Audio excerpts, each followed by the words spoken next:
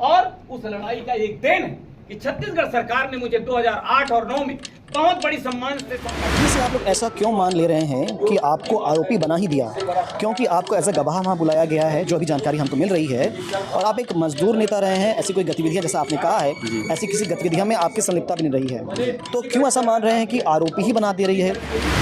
अभी तक जो भी हुआ है उसमें भी जो काफी कानूनी प्रक्रिया है वो कलादास जी मानसिक रूप से बिल्कुल तैयार हो गए हैं एकदम कि अब उनके साथ कुछ अच्छा तो होने वाला नहीं। इस माहौल में आजकल आवाज उठा रहा है उसको नक्सली घोषित किया जा सकता है। उसके पास कोई सबूत हो नहीं हो, उनको नक्सली बनाकर उनको बदनाम किया जाता है और उन पे फिर एक परेशान और हरासमेंट का एक तरीका है। और अपना नौकरी छोड़कर मैं योगी क्या बोलूं मैं और आज मुझे पता है कोई नहीं। मैं चाहता हूँ, मैं सिर्फ मेरा आंसू इसलिए पर है कि मैं एक ईमानदार, किसी से मैं 1 रुपया नहीं लिया, न किसी से 1 रुपया कोई बता दे कि 1 रुपया लिया। बस मैं यही कहना चाहता हूँ कि बस मेरा यही वर्ड है। आप जितना इनको घुमा सकते हैं बताइए। फांसी के तख्ते देखिए, जल मजदूर चल किसान, देश के हो महान, तोर संग संग माँ चल ही बनिहार, मिलजुल के सबो झन शोषण लाटार वो छत्तीसगढ़ दाई के हावे रे गोहार। बोलो छत्तीसगढ़ दाई के हावे रे गोहार। अरे छत्तीसगढ़ भुइया में हम जन्म धर के आए हन, अरे धन्य हमारे भाग्य महतारी सुघर पाए हन। एकर गोद माँ पलेहन करबू दूध के छुटान, मिलजुल के सबो झन शोषण लाटार वो छत्तीसगढ़ दाई के हावे रे। नमस्कार, मैं हूं शिवेंद्र और आप देख रहे हैं द सीजी खबर। 25 जुलाई को एक खबर चलती है कि कलादास डहरिया, जो कि छत्तीसगढ़ मुक्ति मोर्चा के एक मजदूर नेता है और मजदूरों के हितों की, जल जंगल और जमीन की बात करते हैं, उनके घर में एनआईए का छापा पड़ा है। और एनआईए का छापा पड़ने के बाद मीडिया ट्रायल में जो बात चलती है वो ये चलती है कि शायद कलादास डहरिया जी नक्सली हैं या नक्सली गतिविधियों से इनका कोई ना कोई कनेक्शन है, जिसकी वजह से इनके घर में छापा पड़ा। फिलहाल अगस्त को बुलाया गया है, पर आज एक प्रेस कॉन्फ्रेंस हो रही है। प्रेस कॉन्फ्रेंस में कुछ बातों को स्पष्ट करने का प्रयास कलादास डहरिया जी और उनके साथियों ने किया है। हमारे साथ में शालिनी गेरा जी हैं। शालिनी गेरा जी हाई कोर्ट की एडवोकेट हैं और कुछ विषयों को ये सामने रख रही हैं जो कि महत्वपूर्ण विषय हैं। मैडम, समय दिया इसके लिए बहुत बहुत धन्यवाद। क्या है विषय ऐसा कि अभी जो बातें सामने आ रही, जो प्रेस कॉन्फ्रेंस आप लोगों ने बातें कही, तो ऐसा आप लोग शायद मान के चल रहे हैं कि आरोपी ही साबित कर दिया गया? ये एकदम सही नहीं है। अभी इनको आरोपी नहीं बताया गया है। एनआईए ने इनको पर जो बातें आप लोग द्वारा आ रही थी, तो इस प्रकार की जांच तो अभी होनी है। जांच तो अभी होनी है, कोई एक जांच चल रही है। 2022 का कोई घटना है, जितना ये हमको पता चला। एनआईए ने कोई पेपर छोड़ा है, एनआईए ने बुलाया है इनको रांची में 1 तारीख को, बोला है कि हम इसकी जांच कर रहे हैं। अब वो घटना क्या है वो पता है कि 2022 की कोई घटना है जिसकी अभी जांच चल रही है। उसके लिए बतौर गवाह बनाया है। आपके 2 तरह के नोटिस होते हैं, 160 के बतौर गवाह होता है, एक बतौर आरोपी। तो इनको जो नोटिस थामा गया है वो बतौर गवाह थामा गया है। तो इसलिए जो बार बार मीडिया में आ रहा है कि इनको आरोपी बनाया गया, वो गलत है। उसी की तरफ मैं थोड़ा ध्यान आकर्षण करना चाह रही थी। मैडम, क्या मान रहे हैं जो सारी गतिविधियां हुई है, इसमें जो एनआईए इस प्रकार की बातें कर रही है, तो क्या ये इतना उचित है कहना? या ये तो एक मजदूर नेता है और एक मजदूर नेता के रूप में इस प्रकार से एनआईए जैसी टीम को इनको खींचना, मुझे तो लग रहा है एकदम अनुचित है। अभी तक ये स्पष्ट है कि इनका उस घटना से क्या संबंध है जिसके बारे में उसको बुला रहे हैं। और हमको तो यही समझ आ रहा है कि जिस तरह से मीडिया हुआ है, जिस तरफ से सरकार का इस पे हुआ है, कि क्योंकि ये बार बार आवाज उठा रहे हैं, इसीलिए जो भी इस माहौल में आजकल आवाज उठा रहा है उसको नक्सली घोषित किया जा सकता है। उसके पास कोई सबूत हो नहीं हो, उनको नक्सली बनाकर उनको बदनाम किया जाता है और उन पे फिर एक परेशान और हरासमेंट का एक तरीका है। मैडम, अभी प्रेस कॉन्फ्रेंस में आपने कुछ लोगों के और नाम लिया, आनंद जी का नाम लिया आपने और सुधा जी का नाम लिया, तो क्या मानते हैं इनके साथ जो हुआ ये गलत था? हम मानने की गलत है और हम कह रहे हैं कि केवल इनके साथ नहीं, आज के दौर में बहुत सारे ऐसे मानवाधिकार कार्यकर्ता हैं, बहुत सारे मजदूर नेता हैं जिनको बस इसलिए परेशान किया जा रहा है क्योंकि वो सरकार के खिलाफ अपनी आवाज उठा रहे हैं। और इसमें बस मानवाधिकार कार्यकर्ता के नहीं, जो पॉलिटिकल पार्टीज के नेता हैं, आपके चाहे हेमंत सोरेन हो, चाहे अरविंद केजरीवाल हो, अगर आप विपक्ष में हैं तो आप इनके टारगेट में हैं।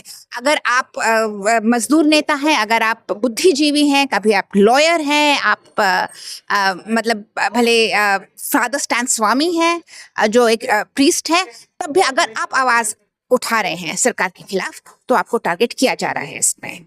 और ये जो एजेंसीज बनी है, भले एनआईए हो, भले आईटी हो, भले ईडी हो, ये इनका इस्तेमाल किया जा रहा है जो पॉलिटिकल ओपोनेंट्स हैं उनको टारगेट करने के लिए। आप एडवोकेट है मैडम, तो क्या कलादास जी के साथ जो हो रहा है इसके लिए कुछ आप लोग कानूनी रास्ता भी अपनाएंगे? अभी तो हमको देखना है कि होगा क्या। अभी तक तो हुआ है, मैं वो भी बताना चाहती हूँ कि अभी तक जो भी हुआ है उसमें भी जो काफी कानूनी प्रक्रिया है वो गलत हुई है। भैया बता ही रहे थे कि इनके घर से जो जब्ती हुई है वो भी एकदम प्रक्रिया के अनुरूप नहीं हुई है, जो कानूनी प्रक्रिया है। जब भी आपसे कोई इलेक्ट्रॉनिक एविडेंस जब्त किया जाता है तो उसकी एक हैश वैल्यू दी जाती है। ये हर एक नंबर होता है, एक लंबा सा नंबर होता है। हर बार आप उस इलेक्ट्रॉनिक डिवाइस को उपयोग करोगे तो वो बदलता है। तो जब आपका जब्त कर रहे हैं तब वो नंबर निकाल के देते हैं, फिर वो आपका बन जाता है कि इसके बाद इसका उपयोग नहीं किया गया है। अगर उसके बाद वो कुछ इम्प्लांट करे तो वो नंबर बदल जाएगा। तो इसलिए आपकी सुरक्षा के लिए जब भी जो जांच एजेंसियां अगर कुछ जब्त करे वो इलेक्ट्रॉनिक एविडेंस, भले लैपटॉप हो, भले मोबाइल हो, भले पेन ड्राइव हो, तो उसका हैश वैल्यू देना जरूरी होता है।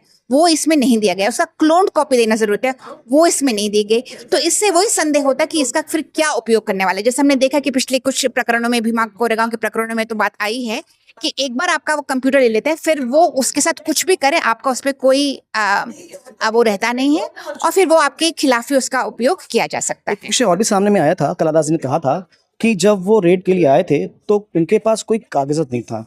जब कलादास जी ने पूछा कोई आपके पास कुछ प्रूफ है, आप इन्वेस्टिगेशन के लिए आए हैं, तो उन्होंने कहा कि हम एनआईए हैं, हमको ऐसे किसी कागज की जरूरत नहीं पड़ती।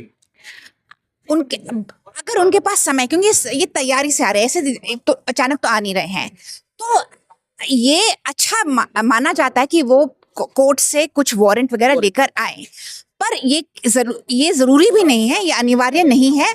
पर ये अनिवार्य उस स्थिति में नहीं होता जब अचानक कुछ होता है। आपको अचानक जाके कुछ करना है तो मतलब उनको वो पावर दी गई है, पर उसका सदुपयोग तभी होता है कि जब उनके पास प्लानिंग करके आ रहे हैं, जब उनके पास पूरा समय है, तो क्यों नहीं कोर्ट को बता करके देखिए ये हम इसलिए उनको करना चाहते हैं, वो पूरा अपना कागज साथ में लेके आए, तो वो एक अच्छी प्रक्रिया मानी जाए। वारंट उनके पास होना चाहिए था, मतलब अनिवार्य नहीं है, पर अगर होता तो वो बेस्ट प्रैक्टिसेस में होना चाहिए। बहुत बहुत धन्यवाद मैडम।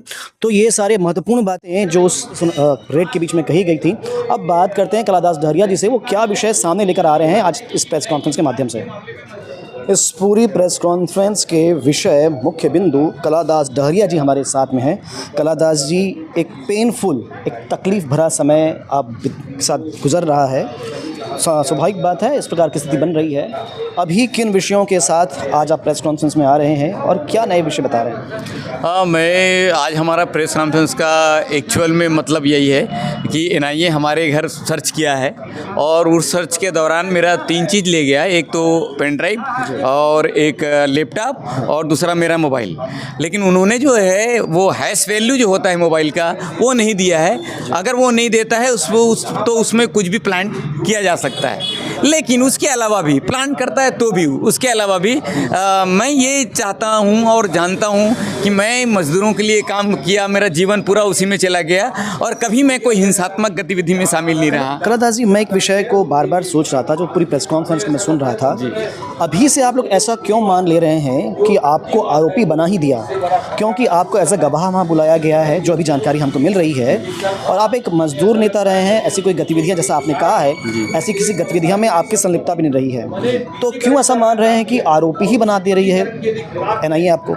मैं इसलिए कह रहा हूँ कि हमारे ही संगठन के हमारे अधिवक्ता और हमारी सलाहकार सुधा भारद्वाज एकदम बिल्कुल कहीं पर वो कुछ नहीं जानती थी। वो थी भी नहीं उस घटना में, भीमा कोरेगांव में, और कहीं और जगह में थी, और उसके लैपटॉप में प्लान करके उसको गिरफ्तार किया गया। तो ये हमारे सामने बहुत बड़ा उदाहरण है, इसलिए हम इस बात को बोल रहे हैं। मतलब कलादास जी मानसिक रूप से बिल्कुल तैयार हो गए हैं एकदम कि अब उनके साथ कुछ अच्छा तो होने वाला नहीं।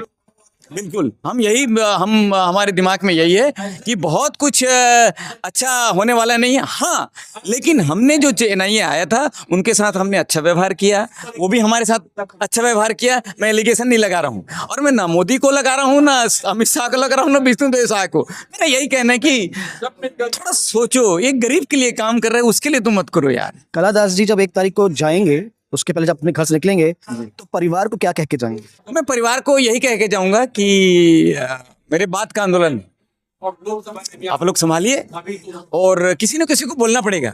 मैं बोलूंगा कि भगत सिंह पड़ोसी के घर पैदा हो, ऐसा नहीं चलेगा। मैं बोलूंगा भगत सिंह भी मेरे घर से पैदा हो, सावित्रीबाई फुले भी मेरे घर से पैदा हो।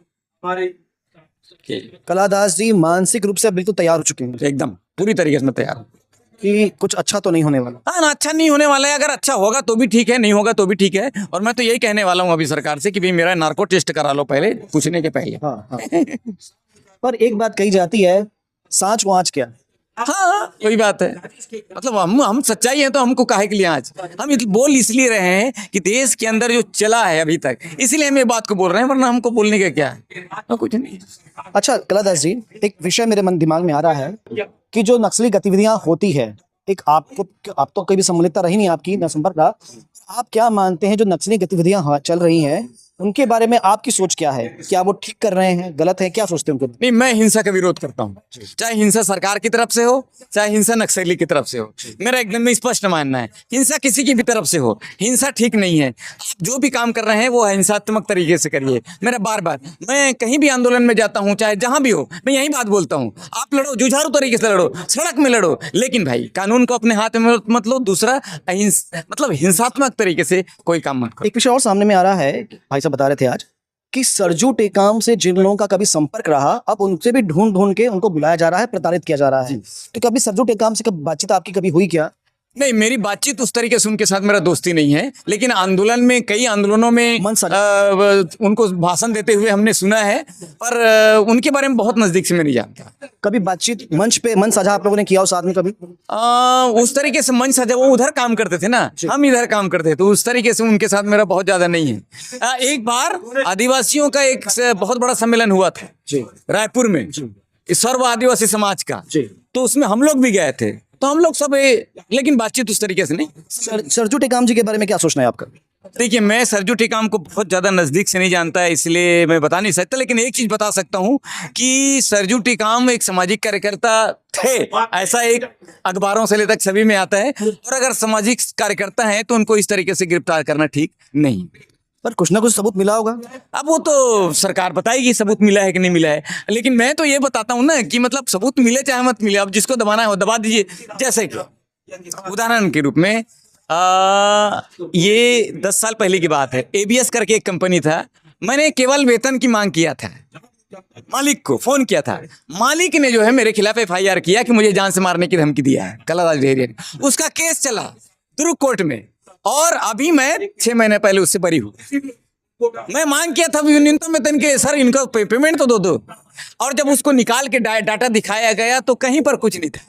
बोले ये तो ऐसा बात है, तो बात ये हमारे सामने सब कुछ होता है ना। मतलब कुल मिला के कह रहे हैं कि कानून की बारियों से, त्रुटियों से आप लोगों को परेशानी हो जाती है। तो ये सारी बात थी कलादास डहरिया जी से, जिनके सामने NIA अभी पहुंची थी, रेड हुई थी इनके घर में। फिलहाल अब इनको जाना है 1 तारीख को। बहुत महत्वपूर्ण बातें कह रहे हैं कलादास डहरिया, ये कह रहे हैं कि वो मानसिक रूप से तैयार हैं कि वो 1 तारीख को जब जाएंगे रांची में NIA के सामने पेश होंगे, उसके बाद शायद वो घर वापस नहीं आएंगे। कुछ ना कुछ बारीकियों के साथ उनको फंसाया जा सकता है। फिलहाल 1 तारीख को क्या होगा, 1 अगस्त को तो समय दिखा जाएगा। अच्छी खबर के लिए बने रहें द CG खबर के साथ। धन्यवाद।